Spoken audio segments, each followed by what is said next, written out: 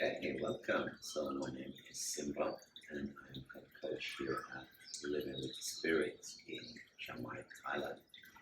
At Living with the Spirit, we have a lifestyle retreat center, so people can come to us for one-to-one sessions. They can come and stay with us, and we can make programs within detox, food nutrition, and herbs.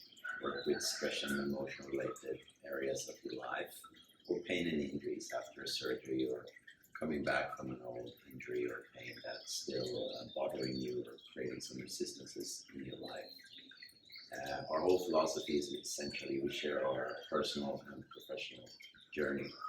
So today I wanted to show a quick assessment you can do to retrieve those lost movements, as we say.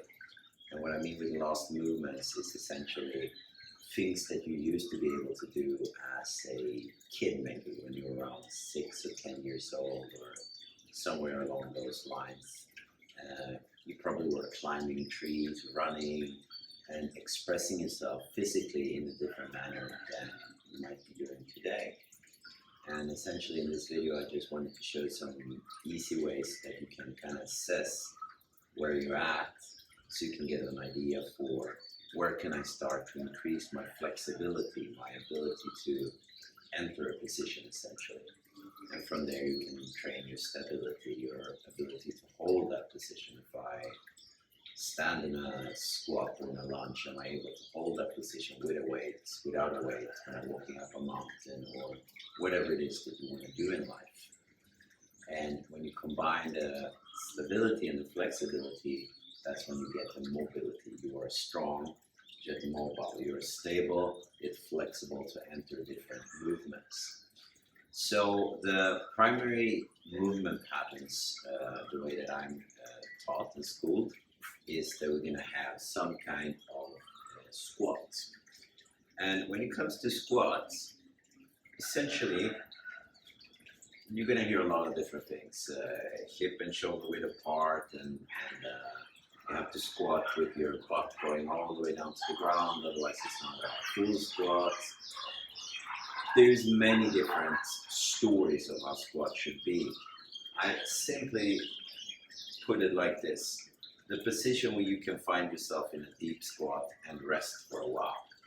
So if you have any knee problems or back problems, maybe you need a prop, maybe you need something to hold on to. For the sake of this video, I will hold on to the fountain here. This could be a wall. I can even hold on to the wall over here. It can be a wall, T-Rex bands, broom shaft that you're holding on to, whatever it is that you want. And then essentially, just lower yourself down, like you're gonna sit down. If you feel that you're falling over from here, you can hold on to whatever it is, a bed or couch or something. I'm extremely flexible, so most people probably don't get here unless you live in a lot of these Asian countries where this is very common, that people are sitting like this for longer periods of time since they're young. So essentially, for me, a squat is the position, where you could have a bowel movement sitting in, that you're so comfortable sitting in this position that you would be able to have a bowel movement. So that is essentially being in the forest without a toilet. So that's the position that's going to be a squat position. If you're here and you struggle, I have pain in my knees, try opening up.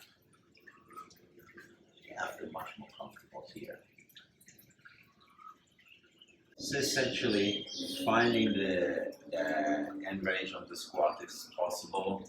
Maybe for some people it will look like this, and then maybe you notice your upper back starts to lean forward.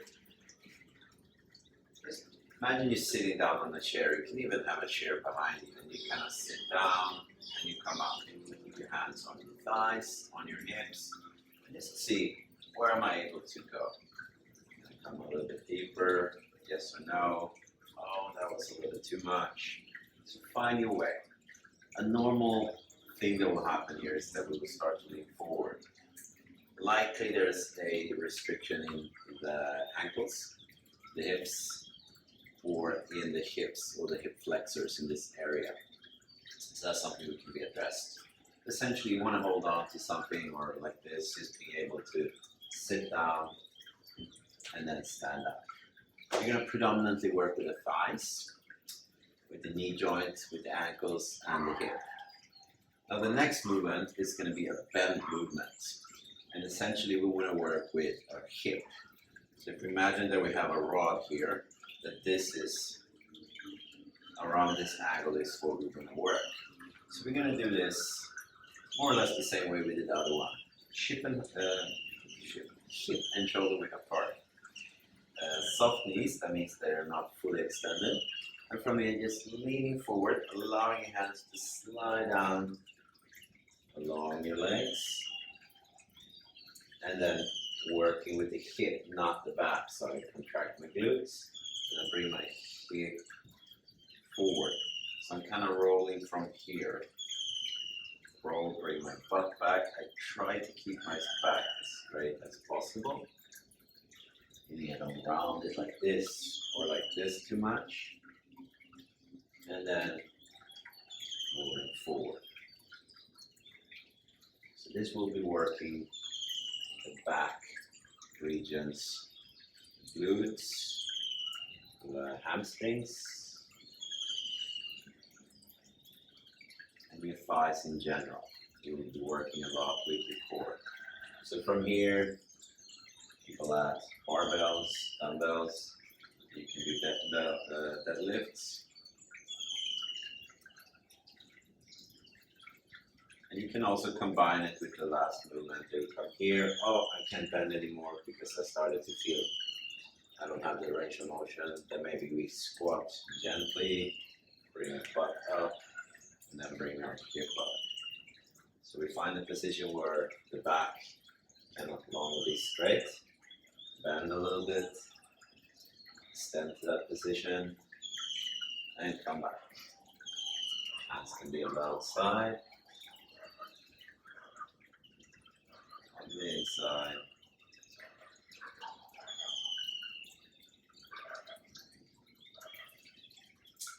Okay, next position is going to be the lunge position, which is essentially see your balance and the strength from right to left side of your body. So I imagine that my legs are like two rails, right? Just like train rails.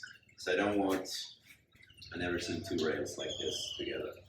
So I want my right leg to stay on my right rail and my left to stay on my left, which means when I do the lunge, I don't do like this and try to balance and lose my balance. I want to stay here. Take a step forward, I stay in my rails. And from here, push your hip forward a little bit. So I'm not doing this position in my back. And from here, softly can bend your knee and come up. So you're actually bending both of your knees. You bend the back knee and the front knee. This would be a static lunge. And then we do a few with the other side, up, down.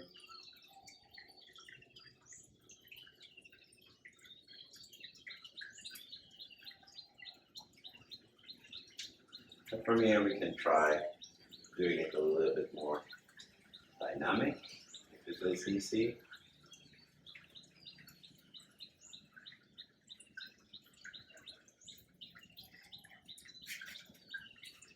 So that's going to help you with your gait, walking, and the balance right from left leg, so that you can feel stable in that position. Okay, next position, we're going to work a little bit with twisting motion. So, about shoulder and hip width apart. Now you can hold on to something, or you can just have a book or nothing like I'm doing now, just interlace your fingers. Soft knees, they're lightly bent. If you imagine from your hip, if you touch the front, you're going to find the bony parts. You're going to find some bony prominent parts of your pelvis bone, actually, not the hip. if you imagine from there and below, we don't want this moving. So we want to move now is the upper body. We want to see how the upper body can separate itself from the lower body. That is the twist or rotation in this case. So from here, I'm going to rotate my head and my hip. I'm gently going to go side to side. So you can see my chest is moving, but the hip and the belly button line somewhat stays towards the front. And then side to side. If you want to make it a little bit more difficult, you can also lean forward a little bit. And it can come up like this.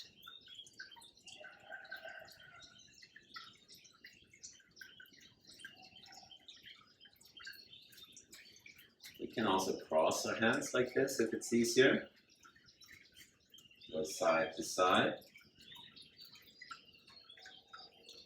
You can try standing on one leg, going side to side.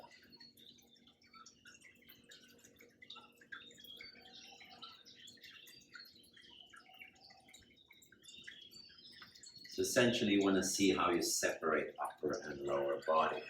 If it's too much standing up on your feet, you can do this kneeling. Kneeling either like this or like this. Make sure you have a soft surface. Hands in your elbow crease. Keep your hips still. And go side to side.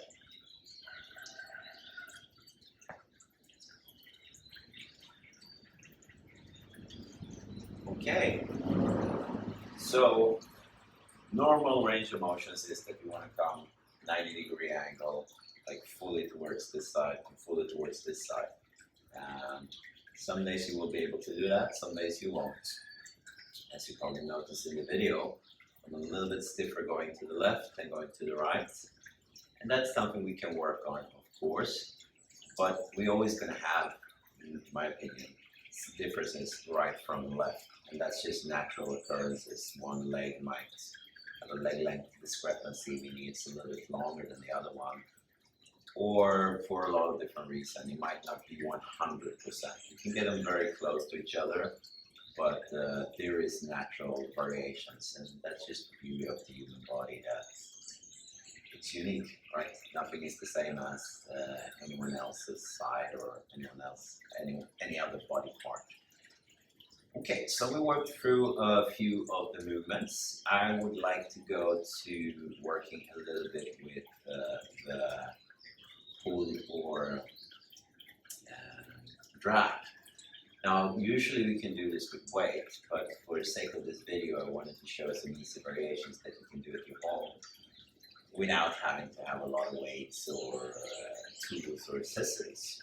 So we're going to do a simple back extension to see the mobility and to see the strength as well.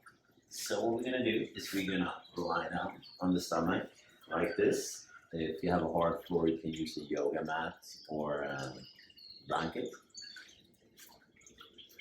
And you can inhale, bring your shoulders down and see how far up you can come. So about here is more or less full range of motion. Of course, you can come further if you work on it. But here is more or less where you deem a normal or standard range of motion. So how this movement works is that we inhale, shoulders come down,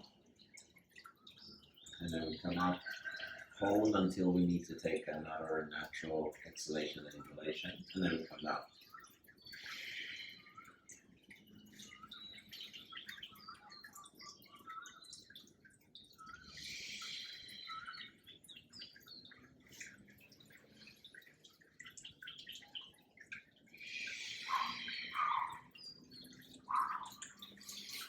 That is to see the mobility in your back, but also to see the stability and a little bit of the strength.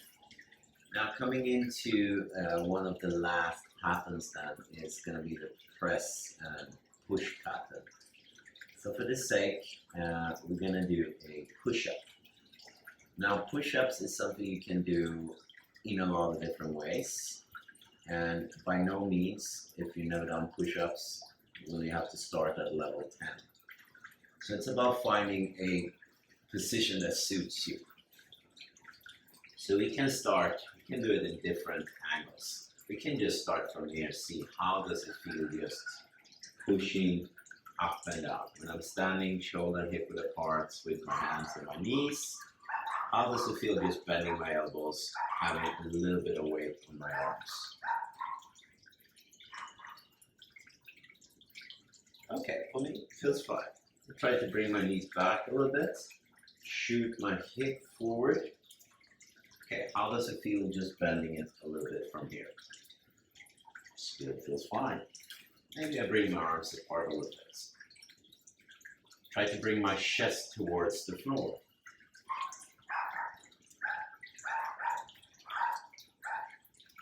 I still feel good. Place my toes on the ground.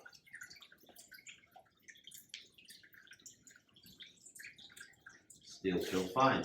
So working like this to find the position where you feel comfortable. If it's too heavy on the floor, you can place your hands on a wall, a bassinet that's stable, a kitchen counter, railings of a balcony on the inside,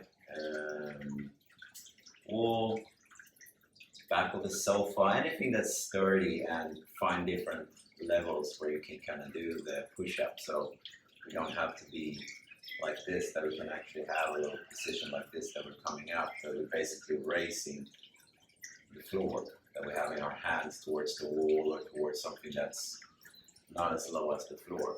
This will allow us to help using the legs a little bit more in order to do the movement fully. So when we do all of these movements, in a perfect world, when it comes to the leg movements, we want to be able to do between 15 to 20 repetitions, like coming up and down, 1 to 3 sets. If you do 1 set, good, that's excellent. 15 to 20, very good. If you do 2 sets, even better. If you do 3 sets, excellent. You're ready to add weights, you're ready to do something a little bit more strenuous from here. But it's not a competition. So it's about working and adding things into your life, into your movements that feel suitable for you. When it comes to the upper body movements, between 10 to 15 repetitions of the back extension, of the chest press, with the rotation as well. Maybe we do 16, so we do 1, 2, all the way up until we find 16 with the rotations. And we're looking to build up to 3 sets where you feel comfortable doing 3 sets, 3 series. So I do 15 or 16, I rest 30, 60 seconds, I do 1 more time, I rest 1 more time. If you do 3 series and you feel fine, you don't feel strained at all, everything feels super. Sure, it can be a little bit warm and sweaty, but it doesn't feel like it's wearing you down, that you have to sit down and rest and relax afterwards. Then you're ready to take it to the next level, of course. So the last 2 movements that we have is the gait pattern. And the gait pattern is not something that is very easy to show how to self-assess. So for that reason, I'm not going to go through it.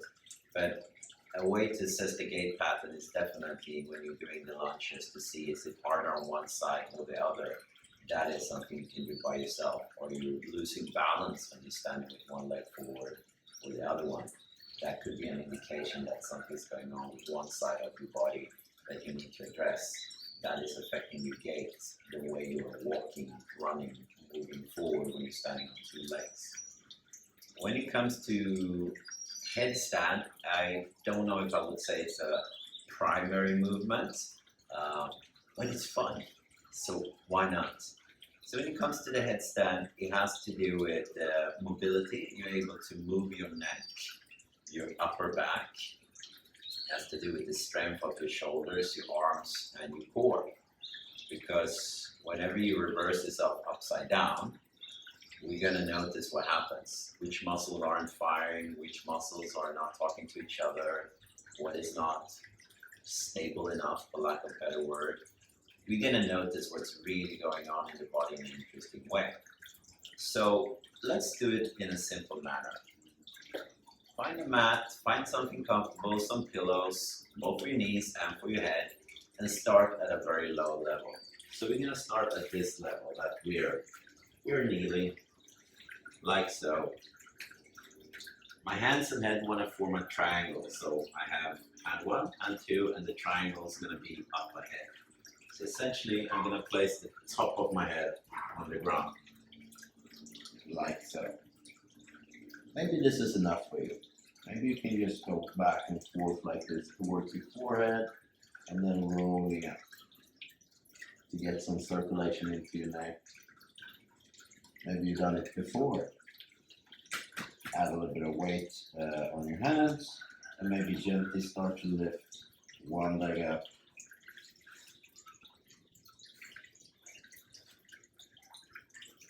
Maybe going 1, weight on your hands and your head, 2, and down. Slide back, and down. Maybe you walk in a little bit from here, bend legs. Maybe walk back. Maybe you have to do it from the sides.